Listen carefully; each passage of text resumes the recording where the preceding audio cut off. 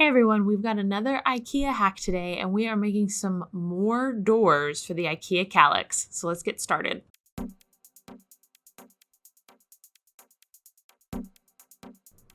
Alright, so like last time we are going to use minimal supplies and minimal tools. First things first is to measure out some 1x3s, and we are going to make 4 24-inch pieces and 4 27.5-inch pieces. And we're going to use 2 pieces of each length for each door. So we're making 2 large doors this time instead of 4. I bought 3 6-foot 1x3s and 1 4-foot 1x3 to make all of these cuts and try to make it as cost effective as possible. And here I'm just using a ruler and a speed square to accurately measure out each piece, and that's it. So I am using the ruler to measure out the inches and then using the speed square to make a straight cut line that I'll use for the miter saw.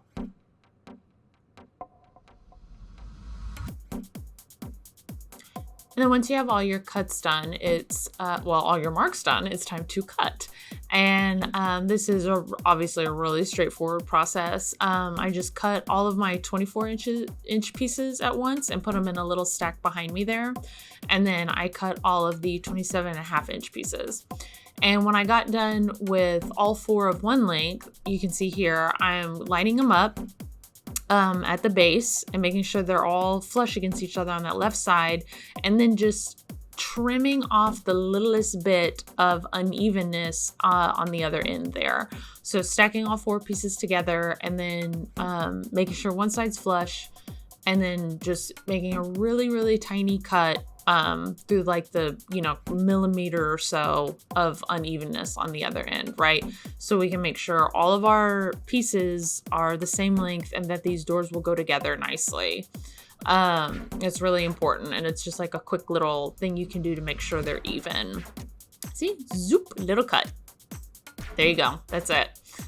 And so here's all 8 of my pieces, and this is all the wood we'll need. Really simple. And then after you're done with all of your cuts, as always, you're going to just want to give them a quick light sanding. It can be a little time consuming, but you want to get rid of all those splinters. Make sure your edges are nice, so when you're gluing them together, you don't get, a piece of wood caught in your finger. Also in this step, you're probably going to find like stickers that were stapled on to the end. So be sure to pull those staples out with pliers. And then on one of my pieces, I had an actual like real sticker on it from whatever lumber yard it came from, which is really annoying because sometimes, there it is right there, sometimes the stickers come off really good, like people use good stickers, or sometimes they're really crappy like that one and it's just stuck on there forever. So do your best. Then we're going to take, once that's all done, we're going to take, like I said, 2 pieces of each size to make your door. And the 27.5-inch pieces are going to go on the top and the bottom there by my knees. And then the 2 24-inch pieces are going to be sandwiched in between them and going to be the middle bit to make up the length. And so these doors aren't only 24 inches tall, they're like, about 30, closer to 30 inches tall, right? And then all I'm doing is I'm using some wood glue to glue those joins together, and then my big old clamps to hold them together tight. And wood glue says you could only have to clamp for 30 minutes to an hour, but let your dry set overnight. Personally, I leave them clamped overnight just to make sure. Personal preference though. But I always let glue like cure overnight though, just to, make sure it's really solid. And then that's how it'll stay for the next 24 hours. So fast forward 24 hours and the glue's all dry. And what you want to do is sand all of those joins to get rid of any unevenness, but also any glue that like smushed out. This is important for like looks, of course, but also if you decide to stain these, which I don't this time, but if you decide to stain these, wood glue will make the stain look weird and you'll really be able to see it. Like the wood glue won't be able to penetrate, or the stain won't be able to penetrate the wood glue, and it'll look really bad.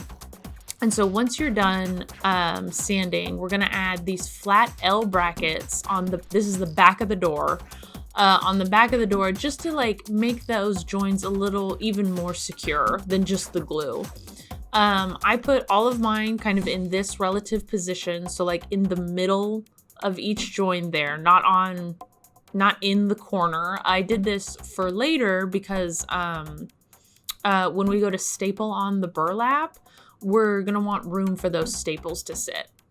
And so that's why mine are kind of in the middle there. And then here's some close-ups of it.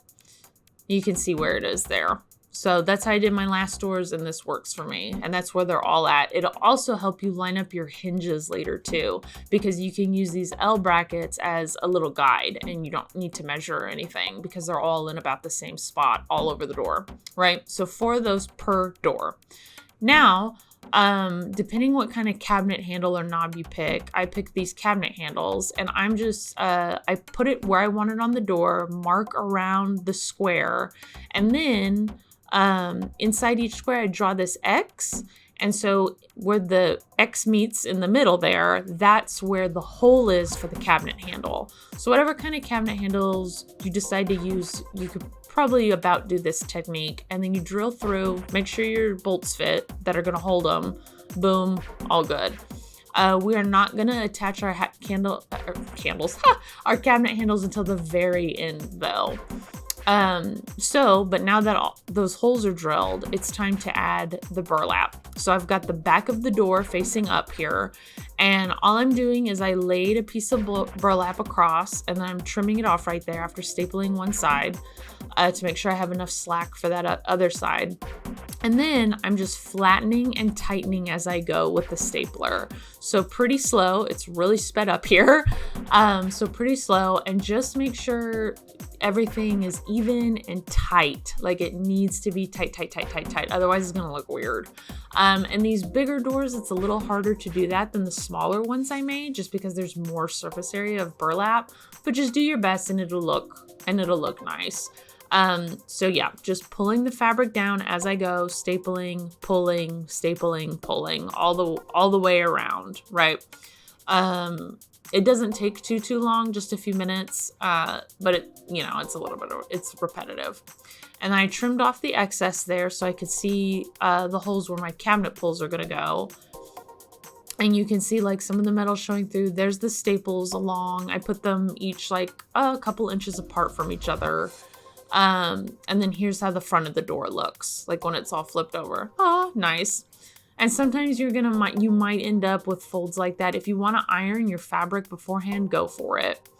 Now, since that's on, we're going to add our hinges. And you can see what I'm doing is I just line the corner, I guess you could call it the rounded corner of the hinge, with the L bracket. And I'll do that for the other one as well. That'll go on top of, this is the bottom hinge. And then your hinges will be like pretty even.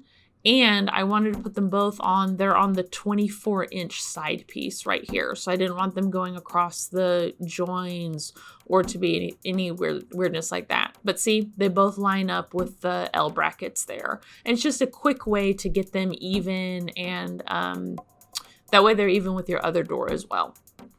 Now, since your doors are finished, we are going to put them on the cabinet.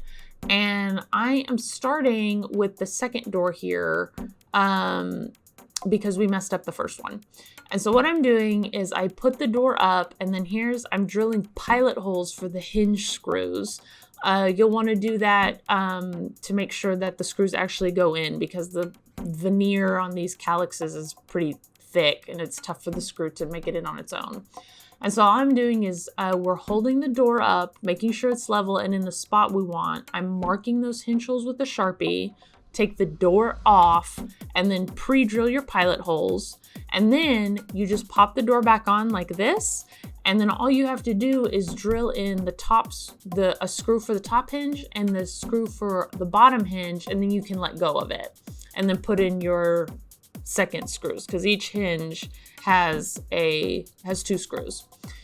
And so like I said, we put the first one a little low. I'm not quite sure how that happened, but it did. And so we're going in opposite order this time. And so all you have to do for your second door, or in this case my first, is you put the level across both doors, as you can see it up top, to make sure they're even, and then mark the hinge holes, pilot holes, drill those in. I'm gonna have 2 sets of pilot holes on this side, which is pretty annoying, but that's okay. Luckily Kallaxes are cheap, right? And then all you got to do is pop the door back on, and I'll drill the top hole on the top hinge in, and then the top hole on the bottom hinge. So there, boom, bottom hinge right there, and then you can let go of it and put in your bottom screws. So it's not too much effort. And now that they're on, I'm gonna go ahead and put in my cabinet pulls, and I'm doing this last this time because I learned from my first one that the backs of the cabinet pulls, the bolts that are holding them in there, will scratch the heck out of these things. So I'm doing this last to prevent those screws from scraping against the Kallax as we're putting it up, right? And so I'm putting the cabinet hinges in now, excuse me, not hinges, handles. And then what I'm gonna do is I'm going to grab some rubber insulation tape. There it is. I am loving this stuff, by the way. It's so versatile. And I'm just cutting off little bits and putting them, it's got an adhesive back. I'm putting them on top of the bolts on the back side there. And I'll show you a close up here in a second. And that's just to kind of protect the Kallax, and then, you know, like make it even quieter than it already is. So there's the little bit of insulation tape. And it smushes on really nice, like it won't create a gap. There's a close-up of the hinges, you can see. And then here is the Kallax, the doors closing. Oh, so nice. And then here it is all finished. All in all, these doors only took a couple days to make. Most of that was glue drying times. They're really simple, just like my other doors. But nice and big, and I left mine unstained to kind of give like an industrial feel because I have a bright red Kallax, so I didn't want to make it a color. So thanks for watching. I hope you enjoyed.